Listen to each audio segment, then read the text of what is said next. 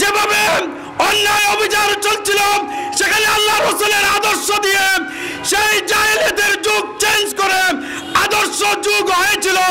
আজকেও বাংলাদেশে সেটা সম্ভব।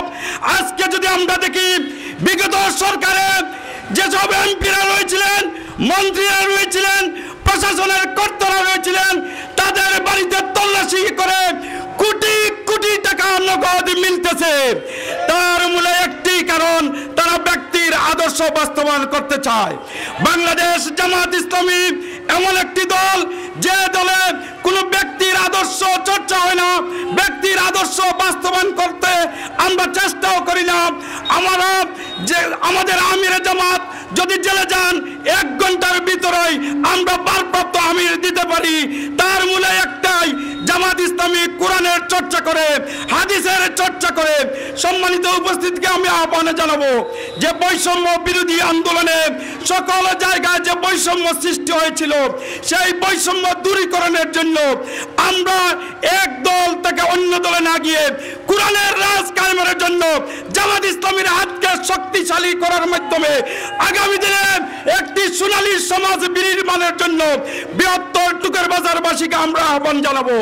16 বছর আমাদেরকে জেলে পুরে, আমাদেরকে হত্যা করে, আমাদেরকে ঘরে বন্দি রেখে, আমাদেরকে পলায়ন অবস্থায় জীবন যাপন করেছি, কিন্তু বাংলাদেশ থেকে আমরা বিতাড়িত হয় নাই। কিন্তু 5ই আগস্ট যে সংগঠন বলতো আমরা পালিয়েছি, সেই সংগঠনকে 12টার পরে 1 ঘন্টার জন্য বাংলাদেশের টেকনাফ থেকে তেতুলিয়া, জাফলং থেকে পঞ্চগড় কোথাও খুঁজে পাওয়া যায় না।